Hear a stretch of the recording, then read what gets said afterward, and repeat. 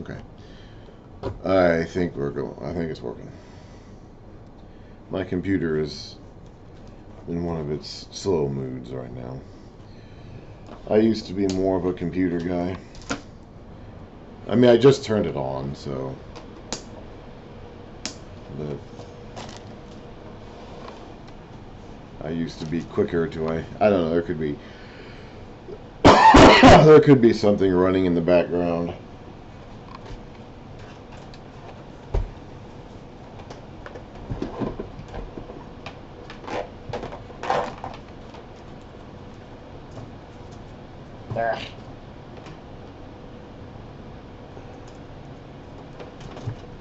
Could be something running in the background that slows it down. I don't know. I used to pay more attention to that sort of thing. I don't like computers. I decided eventually that I just don't really like computers, so I don't bother with it too much these days. Okay, so I finally have finished the first 11 chapters of Genesis. We did a thorough examination of it. We could continue studying the first 11 chapters of Genesis endlessly, but I'm honestly not interested in doing that. So we're going to move on. This is the account. We're now in Genesis 11, starting with verse 27. This is the account of Terah, or the family records of Terah. I mean, if you think of it in terms of family records, it makes a little bit more sense why it's always about the person's son, not the person himself. This is not going to be about Terah. In fact, Terah is going to die in a couple of verses. We call it the account of Terah, but Terah himself will be dead in a few verses. The rest of the story is going to be about Abraham. Think of it in terms of the family records of Terah, and then it makes a little bit more sense why we do it this way. It is still kind of strange, though. I mean, it is to our minds. It is to our minds and our culture and our way of thinking. We don't really think like this. We're not as ancestor focused as these people were back then. So this is the account, or the family records of Terah. Terah became the father of Abram, Nahor, and Haran. And Haran became the father of Lot. Now that's going to be important, because Lot himself is going to be important, and he's going to have descendants who are going to be important. That's why we mention Lot. While his father Terah, one of the things that's interesting about reading the Bible, especially these old historical books in the Old Testament, is trying to determine why certain details get included.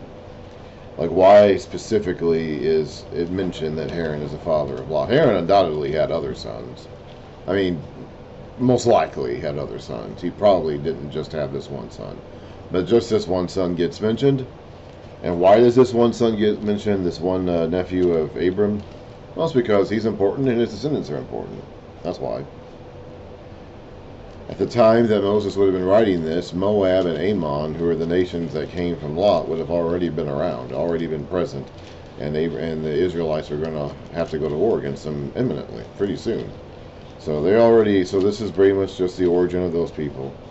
But whatever other sons these other brothers of Abram had aren't important to the story overall, so they don't get mentioned. So Haran became the father of Lot. While his father Terah was still alive, Haran died in Ur of the Chaldeans, in the land of his birth. Maybe Haran didn't live long enough to have any other sons. Maybe. I don't know. Abram and Nahor both married. Presumably Haran did too.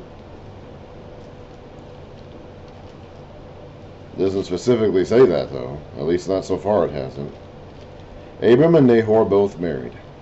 The name of Abram's wife was Sarai, and the name of Nahor's wife was Milcah. She was the daughter of Haran, the father of both Milcah and Iscah. If this is the same Haran as is the father of Lot, it may be. I guess. We haven't, I think, seen the name Haran mentioned before to anybody else, so I guess Haran had at least one other kid, a daughter, and one of his brothers apparently married his daughter. It'd be like marrying your niece, I guess. Assuming it's the same guy.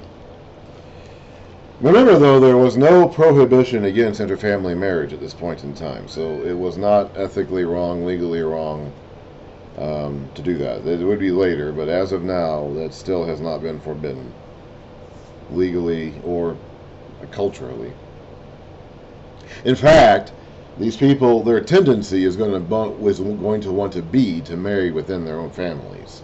As we see later when Abraham wants a wife for Isaac, the desire is going to be to want to keep it pretty close. I don't know how close. I don't know if he wanted to marry his sister. I mean, Abraham himself married his half sister. So it's going to be a while before culturally things get to a point where marrying a close relative will be taboo, or later in the law it is explicitly written to be taboo. At this point in time, neither of those things was the case, however. It may be a little icky to us, but that's why we have to put ourselves in that mindset, in that context. It was not icky to them. And things that we do that would be considered that are considered fine by today's standards would be very icky to these people. And that's just one of those things you have to understand when you read any ancient text or any period piece from anything. The past is like a different country. People do things differently there. The name of Abram's wife was Sarai. The name of Nahor's wife was Milcah. She was a daughter of Haran, the father of both Milcah and Iscah. So I guess he had two daughters. I don't know if this is the same Haran or not. Whoever it is apparently had two. I guess that Iscah is a daughter too, I guess. Now Sarai was barren. She had no children. We'll come back to this later because I believe Milcah gets mentioned again later on. So this is not just random information. It will be used later on for something. Terah took his son, Abram, his grandson, Lot, son of Haran, and his daughter-in-law, Sarai, the wife of his son, Abram, and together they set out from Ur of the Chaldees to go to Canaan. That's basically Babylon. They were basically living in Iraq today, in that area between the Tigris and Euphrates rivers. But when they came to Haran, that's a town, Haran, not the guy named Haran, it's a town named Haran, they settled there. Terah lived 205 years, and he died in Haran. So there is the close, by the way, of our account of Shem, in a way. You know how back in Genesis 5, when we were going over the family records of Adam, every paragraph, well, in our text it's arranged in paragraphs, every guy who gets talked about, at the end of his paragraph they say, and then he died. In Genesis 11, when we go through the account of Shem, we don't have that repetitive, and then he died monotonous ending at the end of every account. But we do have it here at the end here. The account from Shem goes down, from him down to Terah. And then we mentioned Terah and his sons and their wives. And then Terah dies. And so to close off this section, we do have one more, and then he died. He died in Haran. So that Terah's out of the way. Now it's all about Abram. Starting in Genesis 12, the beginning of Genesis 12. The Lord had said to Abram. Now I don't know. I'm not an expert in the Hebrew by any means whatsoever. So I don't know what the verb tense is that is there in Hebrew in the spot where we have in our English had said. And in English had said, putting that had in there, you get away from that. What are you doing? Okay. In English, putting that had in there indicates that this had happened sometime before. Where if we're giving a recap of events, we say I had done something prior to this event that I'm recapping now. So if I go through a series of events of my day, and then I get to a spot where I realize I need to tell you something that I did previously to that in order to explain something I was doing during that day, I say, well, before this I had gone and done this. Or yesterday I had done this, so today, as part of this list of things I was doing, I did that as like a follow-up. And I don't know what, and again, I'm a former English major, but one thing I discovered when I was studying English is that, well, I'm a writer, actually, is what I am.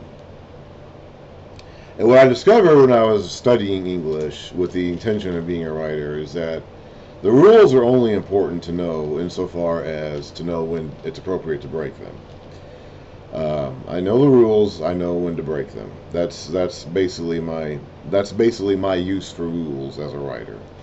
The skill to being a good writer is not to follow every rule. It's knowing what the rules are and knowing when to break them. So I deliberately, as I went through my 20s, after studying English and extensively as a younger person, I deliberately kind of emptied my brain of all these rules and terms and terminology. They're still in there somewhere, but I do not call them to conscious account whenever I think about them. I'm aware of them. The memory and awareness of them is definitely still in there, but I intentionally do not pay particular attention to them. So that's English. That's my own language, 21st century English. I don't know Hebrew, so I don't know what the tense is of the Hebrew verb that's in the place where we have had said. But the way it's written to me, the way it's written here, seems to indicate to me that at some point before they settled in Haran, the Lord spoke. That had said indicates that the Lord speaks to Abram before that. So they left before that. This account of the Lord speaking to Abram apparently takes place before the couple verses ago when they set out from Ur. This is going to explain why they're setting out from Ur. And this is something that I went to a lot of trouble just now in the last few minutes to kind of belabor this point. But this is where it does. It's not just something I mentioned here for the sake of going into a 5-minute explanation about the phrase had said. We're going to have other instances in the Old Testament narratives where we're telling a story, we're giving a recap of events, then we kind of like pause for a moment and go back and explain something that happened before that.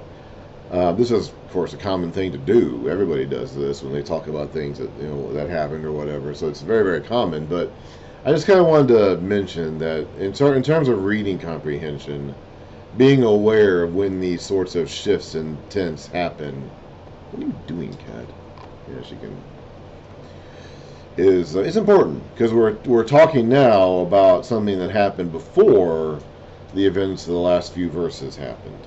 And then we're going to, of course, jump back to where we were and continue the narrative from there. So the Lord had said to Abram, presumably before they left, leave your country, because this is where he's telling him to leave, your people and your father's household, and go to the land I will show you. Now apparently his father went with him at least part of the way, unless this conversation between Abram and God happened in Haran when Terah died, or right around the time or just after Terah died, I'm not sure. But the way it's written seems to me to indicate that that the conversation happened while they were still in Ur. And then they all left, including Terah, and then they settled there until Terah died, and then Abraham continued on his way. And go to the land I will show you. He's pointing it out to him somehow. I will make you into a great nation, and I will bless you. I will make your name great, and you will be a blessing. I will bless those who bless you, and whoever curses you, I will curse. And all peoples on earth will be blessed through you. Now we know, as Christians, with the New Testament telling us the rest of the story, that people on earth are blessed through Abram by his descendant, Jesus Christ, who offers salvation to all mankind. Abram didn't know that. Okay, Abram didn't know what that promise meant. What Abram hears here is that he's going to be a great nation. His name is going to be great. He will be a blessing. He will be blessed, and those who bless him will be blessed, and those who curse him will be cursed. That's what he hears. He does not know anything about what's going to happen 2,000 or so years later with one of his descendants many generations down the line dying on the cross and purchasing the salvation of mankind from sin and death. He does not know that, and offering the promise of resurrection and eternal life. He does not know that either. God says nothing about eternal life to Abram here. He says nothing about the resurrection. He's saying, I'm going to make you great. I'm going to make your nation great. I'm going to make a great nation come from you. I'm going to make your name great. I'm going to bless you. And you're going to be a blessing. And those who bless you will be blessed. And those who curse you will be cursed. That's what he hears. He does not hear anything about resurrection from the dead and life everlasting to come. He does not hear that. God says nothing about that to him. So Abram left, as the Lord had told him, and Lot went with him. So Abram was 75 years old when he set out from Haran. So he's leaving Haran after Terah dies. I don't know if this conversation before that happens while he's in Haran, after his father had died, or but when they were still in Ur. I don't know. That tense of that verb in chapter 12, verse 1, to me in English indicates that says that this conversation is happening before where we are in the current events of the narrative, which is when they get to Haran and Terah dies. But it could be that he gets this conversation from God while he's in Haran after Terah has died. Or it could be he got this back when he was still in Ur, and they all left, and then Terah died, and he left the rest of his household there. I don't know. Now, Terah's household is going to stay there. So Abraham is going to still have family there. That's going to be important because that's where Jacob is going to go later after he flees from his family, after he flees from Esau. So they're going to have kinsmen in this region of the world for some time to come.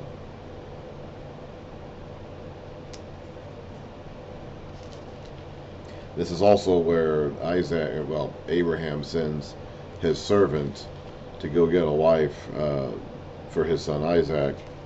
So they're going to have, and like I said, they want at this point in time, they want to keep their relationships and their marriages within the family.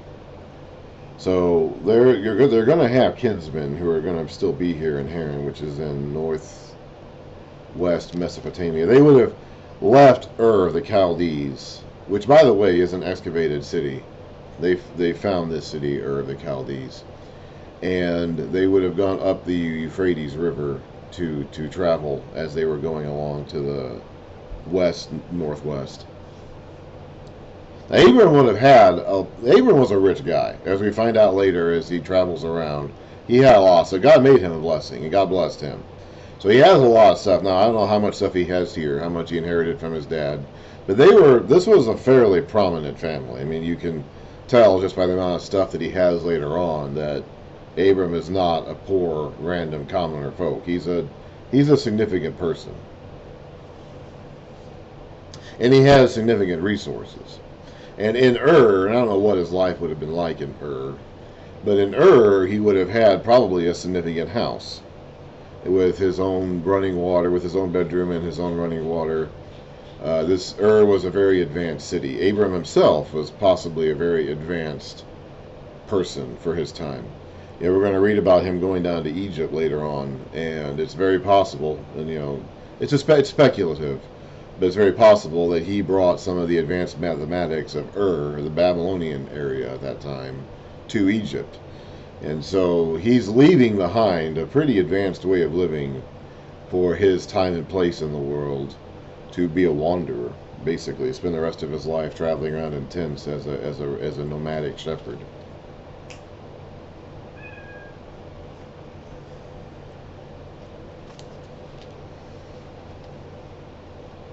Abram was 75 years old when he set out from Haran. He took his wife Sarai, who knows what Sarai thought of this. If she's like most women, she probably wasn't too happy about it. But God didn't tell her to go. I mean, she's included in it. As we'll find out later on, God has every intention of making her a part of this covenant promise, because he doesn't want the seed line to come from anybody's baby but Sarai's baby. So it's going to have to be her. It's going to have to be Abram's legitimate wife. But she's not the one being told to move.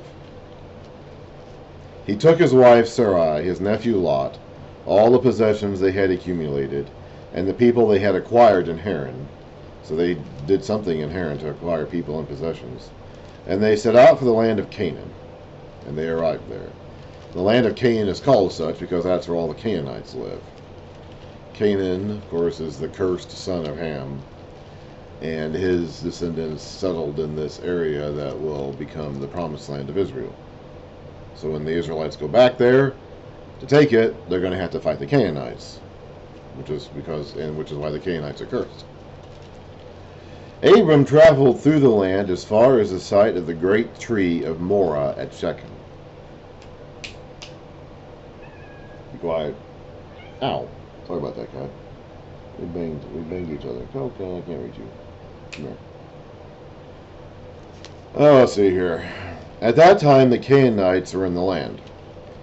The Lord. Now remember, these Canaanites are the same ones that Moses' generation was supposed to get rid of.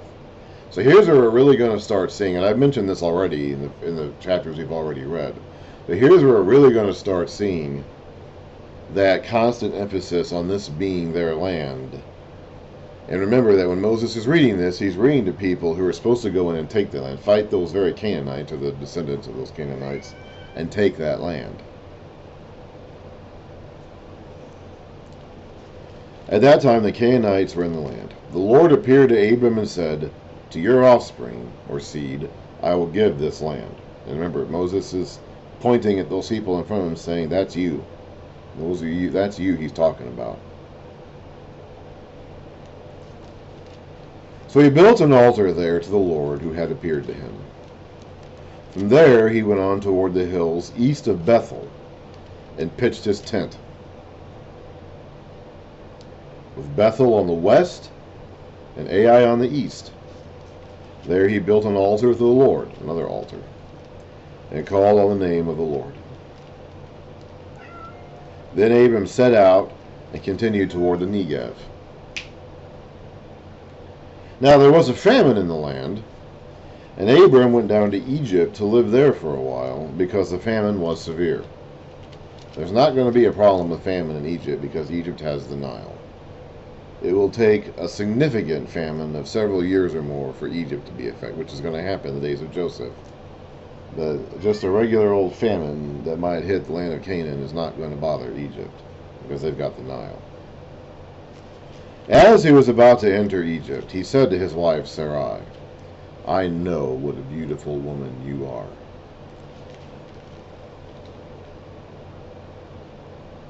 What are you doing, cat? Oh no. When the Egyptians see you, they will say, "This is his wife." Then they will kill me, but will let you live. So they're going to take her and make her one of them, in other words. Say you are my sister, so that I will be treated well for your sake, and my life will be spared because of you. When Abram came to Egypt, the Egyptians saw that she was a very beautiful woman. I don't really know. Now, our English word here is beautiful. I don't know what the Hebrew word behind that is. If it connotes a sense of physical beauty, I'm guessing it does. I mean, Sarai, by our standards, would have already been a relatively old lady at this point. But again, they were still living, Abram's going to live 175 years. So they were still living longer than we are. So their lifespans were still extended. So maybe they aged more slowly. Maybe a 65-year-old Sarai is not too far beyond the pale of attractiveness. I don't know what their standards were either as far as beauty goes at that point in time. I don't know how their standards of beauty do differ between cultures. So I don't know what their standards of beauty were. And I also don't know how much this term beautiful connotes the idea in beauty. In our language, beautiful kind of just is a aesthetic visual thing, and maybe that's what the word in Hebrew behind this English word means. It could be. Again, I don't know, but I'm also speculating if maybe there is a sense of valuable, maybe somewhat maybe not necessarily strictly physical beauty, but also just she's a valuable woman. She's the mistress of this large estate of people and possessions. So she's important. She's desirable. She's maybe it speaks to more than just her physical appearance. I don't really know. The English word beauty is pretty much an appearance-based word, and I'm sure that the translators chose that word for a reason. So maybe the Hebrew word really only connotes a sense of physical beauty, and that's it. But again, depending on what their standards of beauty were, and their standards of beauty could include, or their standards of attractiveness, or just beauty could include how valuable or desirable a person was. When Pharaoh's officials saw her, they praised her to Pharaoh, and she was taken into his palace. So that's exactly what they said would happen. So Abraham had a legitimate concern here. What he thought would happen has in fact happened. Now, he didn't consult with God ahead of time about what to do. I'm not even sure if he's supposed to be in Egypt. We don't have any indication that he even talked to God about what to do because of the famine. Maybe God didn't want him to go down there to begin with. I don't know. I don't know.